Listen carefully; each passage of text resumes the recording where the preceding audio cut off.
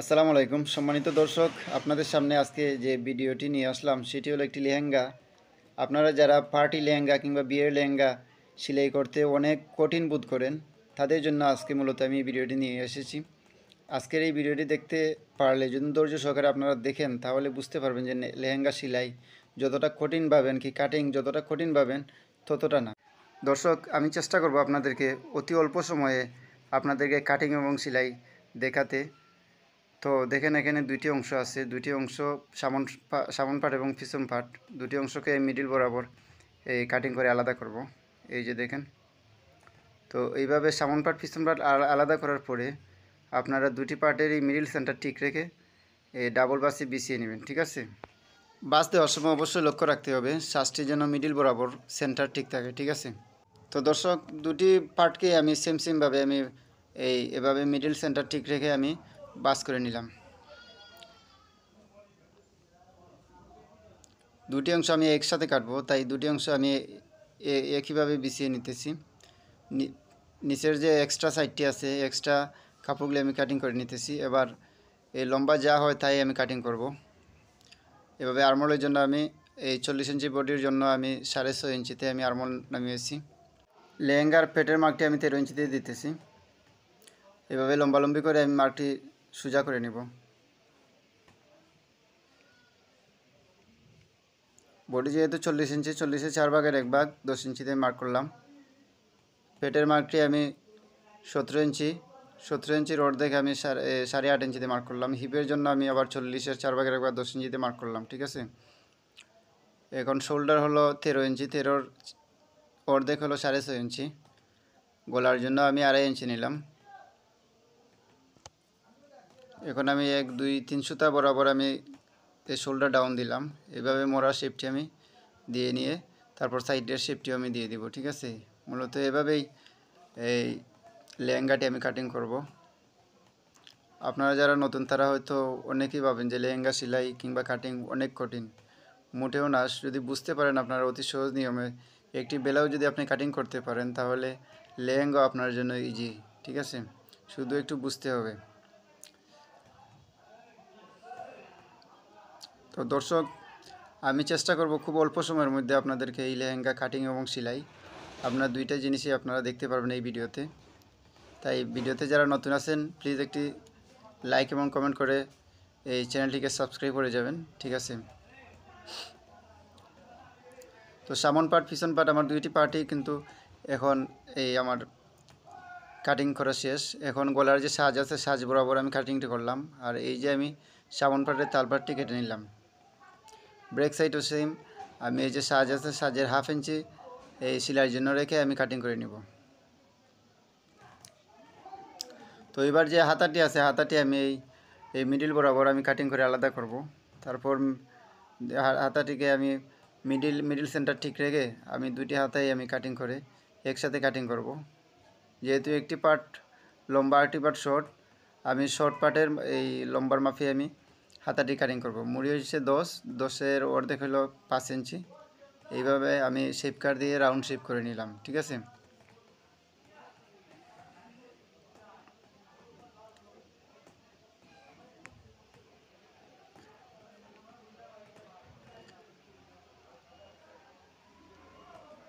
হাতাটির মোড়া 8.5 ইঞ্চি, ঠিক 8.5 ইঞ্চি বরাবরই আমি মার্ক মেরে হাতাটি কাটিং করেছি। এবার হাতার জন্য তালপাটটি আমি কেটে নিলাম। এবার এক্সট্রা যে কাপড়টুকু আছে সেই কাপড়টুকু দিয়ে আমি গলা যে আছে গলার এই পট্টিটি আমি কেটে নিব।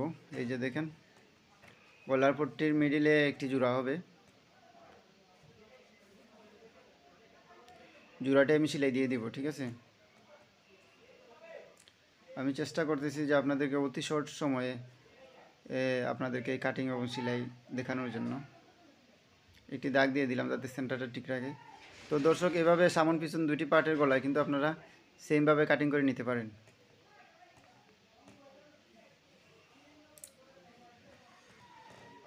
তো এবার আমার কাটিং কাজ শেষ হওয়ার পরে আমি কিন্তু মেশিনে চলে যাব। মেশিনে গিয়ে কীভাবে আমি সেলাই করি তাও আপনাদেরকে দেখানোর চেষ্টা করব। এই তো আসলাম মেশিনে আসার পরে আমি যে গলার যে পট্টি আছে পট্টিটি আগে সেলাই দিব। এই যে দেখেন পট্টিটি আমি আবার মিডিলে এই একটি সেলাই দিয়ে জয়েন করতেছি। অবশ্যই এই জয়েন্টটিকে আপনারা সেলাই দুই সাইডে ফাটিয়ে নেবেন, ঠিক আছে। তারপরে যে সাইড আছে সাইডটা মুড়িয়ে নেবেন, সাইডটা 1/2 ইঞ্চি বরাবর এক্সট্রা কাপড় মুড়িয়ে নেবেন, ঠিক আছে। আমি লেহেঙ্গার এই যে সামন পাট আছে, সামন পাটের গলাটি এখন ফিটিংস দিতেছি। খুব সহজভাবে আমি এই সামন গলাটি ফিটিংস করতেছি, ঠিক আছে। গলার মধ্যে হাতের কাজ না দিয়ে আমি এই ডাইরেক্ট মেশিন দিয়ে সেলাই করে নিব, কারণ মেশিন দিয়ে সেলাই করলে এই পট্টি সেলাইটি অনেক সময় এই এই সেলাইটি খুব হেভি হয়, ঠিক আছে। তাই আমি মেশিন দিয়ে দিতেছি, হাতের কাজ দিব না। তো এইভাবে আমি সামন পাট পিছন পাট দুটি পাটের গলা আমি কাপড় দিয়ে এইভাবে দিতেছি আর ডাইরেক্ট সেলাই দিয়ে দিতেছি, ঠিক আছে। এখন দেখেন শোল্ডার জয়েন্টটি আমি দিয়ে দিতেছি।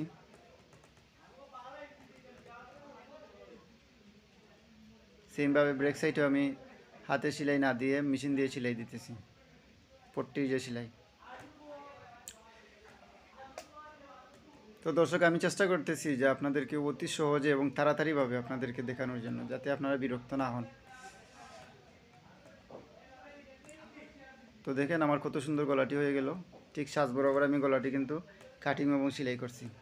এখন বডি 40 আমি মেজারমেন্ট দিয়ে মেপে আমি 40 ইঞ্চি বডি দিলাম। তারপর এই 17 দুগুণে 34 ইঞ্চি ফের দিলাম, হিপও 40 ইঞ্চি দিলাম।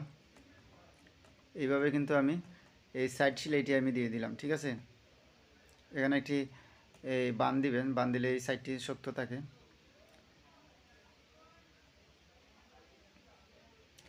এইরকমভাবে আমি দুটি সাইডে কিন্তু সেলাই করে নিলাম, ঠিক আছে। এখন সাইডের যে ফাড়া আছে, লেহেঙ্গার মূলত সাইডে ফাড়া থাকে, এই ফাড়াটি আমি সেলাই করতেছি।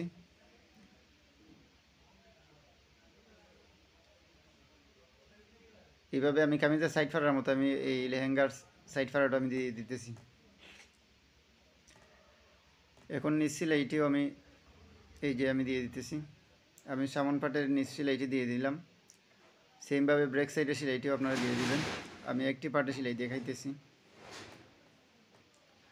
তো দর্শক, মূলত এই ছিল এই লেহেঙ্গার সেলাই, ঠিক আছে।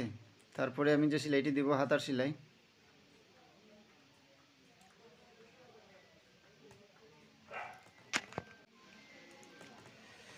তো দর্শক দেখেন, আমার এই যে লেহেঙ্গার যে সেলাইটি, নিচের সেলাই শেষ হওয়ার পরে আমি হাতার সেলাইটিও এবার হাতার মুড়ি সেলাই দিয়ে দিতেছি। আমি কিন্তু একটি হাতাই দেখাবো, দুইটি হাতা দেখালে কি দুইটি সাইড দেখালে আপনারা সময় নষ্ট হবে আপনাদের।